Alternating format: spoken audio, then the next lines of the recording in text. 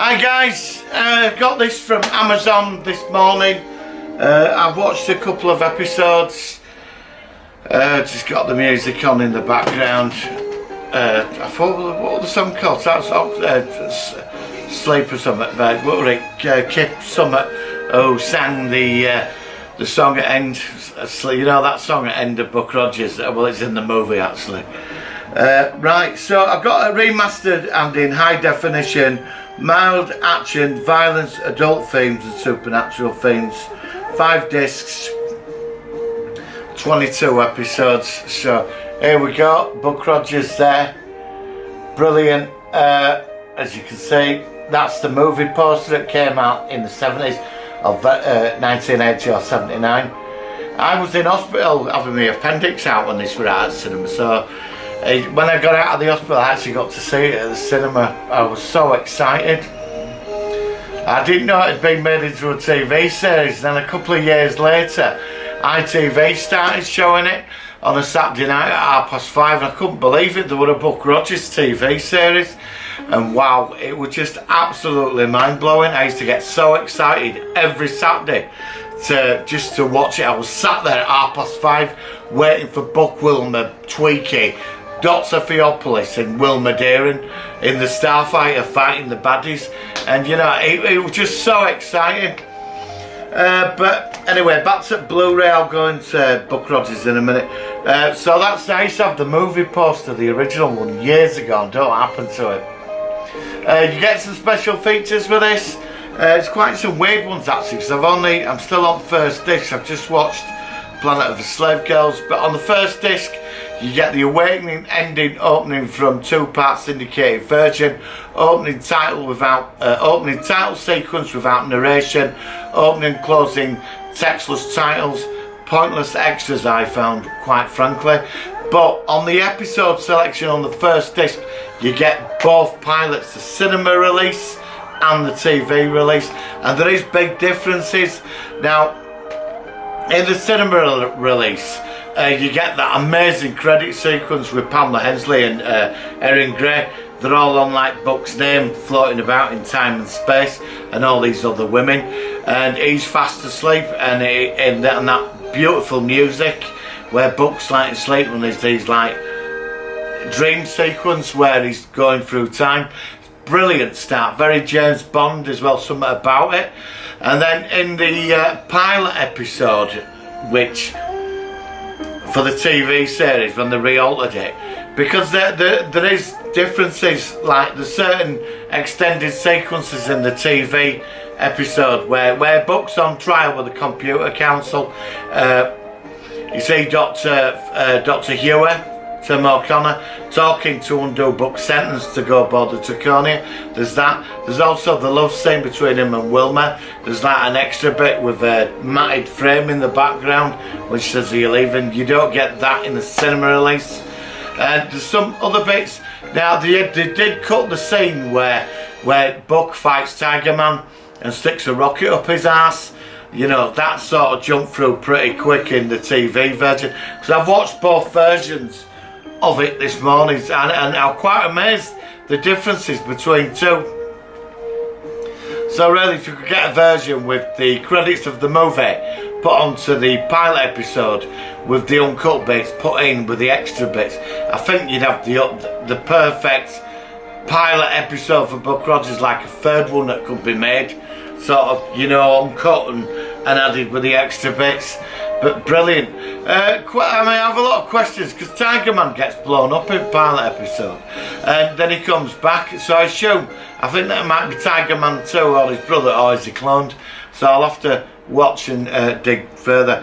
I've got 2 of the Buck Rogers and Buck Rogers That Man on Beta, which is good. And in the pilot episode, the movie book, you do get a bit more, because it all ends up where Kane programmed one of the computers on the council to serve him. That's how the Draconians have the Starfighters attack programs. That's how they can destroy them, till Buck tells them to turn them off. Well, onto Blu-ray. Beautiful presented covers, as you can see. They're very nice. So I assume there will be extras on each disc, I hope. I was hoping for a documentary where there's like a cast and some narration, commentaries, and there doesn't seem to be any of that. So there you go, that's 5 discs, 22 episodes. You was meant to get a poster with this, but they want one in there. So that must have been for the first ones that got sold. The quality is very good. I found that on the movie pilot were a bit grainy, but on the TV pilot quite high quality.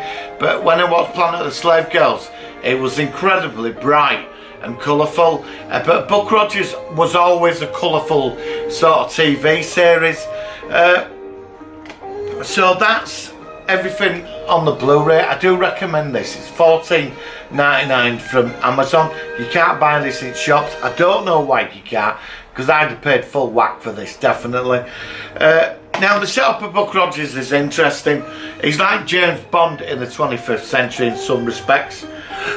They're all a bit, they've all sort of lost something in 25th century. There's not a lot of humour with them. They're all a bit sort of not naive, but they're all a bit up their own asses. A lot of the villains with big egos, and he turns up and he just knows how to play them and wind them up, and he does it beautifully because his one-liners are great. As in pilot episode The Awakening, the one-liners that comes out, especially with Princess Ardella, it's just funny when she's coming out with things like, "You're a man," and Kane's a Weasley little courtier, and she even says to him when they escape after they destroyed Draconia Star Fortress, he said, Kane, it wouldn't have happened if you'd have been a man, and I just love that thing, Buck and Princess Ardella is sort of an interesting one how they play. I mean, they play so well together, and she's really into him, and she's dead sexy, Pamela Hensley. She's beautiful. Yeah, I've been a big fan of hers for years. I think she married a producer, and then she did a cooking book, and she hasn't been really seen much since. I've not seen much of her online, but back in the day she was gorgeous. I had such a crush on her, But then you've got Wilma, who's lovely. You marry Wilma, and there's that scene where she tells him she has feelings for him, and it's quite a deep moment. But aside from the cheesiness in the later episodes, there is some deep moments in this, like where Buck is transitioning to the 25th century. You do get it in the odd episode that he is a man at a time. He's quite lonely, and his humour, because it's picked up in first episode, that she says to him, Wilma, because I think Wilma has this deep connection with him by the end, and that she knows how he feels. But he's given them something in the future, he gives them that thing where, like hope and that. And that's what's so great about Buck Rogers. You've got good and bad. And he goes out and basically twats all the evil people. And he's a hero, and he's doing his job. He's a ladies' man. He flies through everything, every situation with that wonderful sense of humour. I mean, the supporting cast, I love Tim O'Connor as Dr. Who. It's like by the end of the first season, he's like a son to him, because it's quite a powerful moment when in the final 2-part episode, there's this scene between them both. So I'm a big fan of Tim O'Connor. He's such a great actor. And then we get to Twiki, bigger, awesome. Twiki was just amazing. The best robot. I'm sorry, R2-D2. Twiki shits all over R2-D2. Twiki is the coolest robot out there. He even blows the Lost in Space robot out of the water. I love Twiki. He was humour. Mel Blanc just did him beautifully. And Twiki's one-liners were superb. Dr. Theopolis, loved him, like the round thing. Very good. Super intelligent talking box. Great. And then you come on to Wilma and Gil Gerard and Gil, I think it's Gil Gerard and Eric Grant just work so well together, and they end up in adventures all over the place.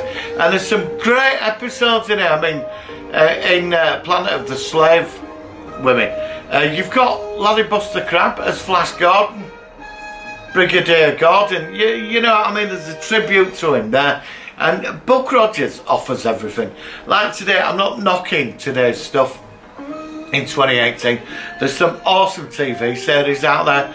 Like I did a review on something called Dark Matter, it got cancelled, which we cut. And Dark Matter was dark, but it had a sense of humour, but like Firefly and stuff like that, and even Star Trek Discovery. I mean, there's a lot of great stuff out there. BSG, Battlestar, that's it. But they're in a lot of these type programs. They're in a very grey area.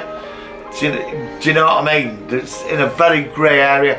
Whereas Buck Rogers, there's that thing where you can sit down, watch it and enjoy it without having your head totally absorbed, focused on something. You know, Buck's going to survive. He's going to stop the evil plot and get on with it. Do you know what I mean? And that's what I think we missed that today in programmes now, having that simplicity to it. It's like with Doctor Who, they've got over emotional in certain parts of Doctor Who, quite political, and I think they need to wind that back and get into the fantasy and the sheer enjoyment of it. This is a guy out of time, 500 years in a different world, and he's got to make his way about in that. I think the concept of that alone deserves for Buck either to be on the TV or at the cinema. I really do think it's time, and I think the 80s TV series could be a template for this. I really do. But you need something nice. It's just nice sometimes to switch it on. 3 or 4 episodes. This. I mean, a lot of people class Buck Rogers as disco and porn, like disco porn, and I agree. It was to a point. I mean, it's brilliant. It's got sex appeal, sassiness, coolness, cheesiness, humour, cool robots, outrageous clothing. You remember the one with Jamie Lee Curtis when before she became a movie star, when she's on that planet and that android's chasing them. I mean, there's these crazy, mad episodes out there.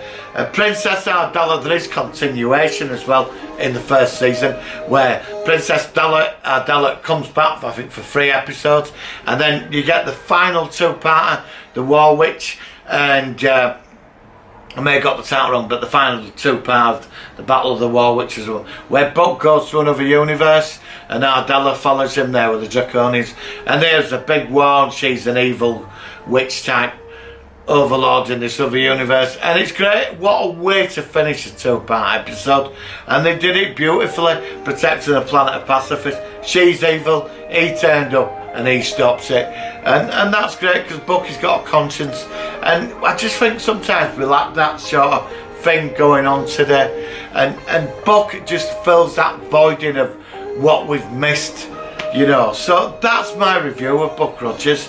You know, I'm really happy, and my weekend set, I'm going to sit through the whole lot, so I'm not doing all this weekend, so I'm going to binge watch a lot of it. You know, I'm going back into the 25th century, and I can't bloody wait. So please give this video a like, guys. Please give it a share, and I do recommend Buck Rogers in the 25th century.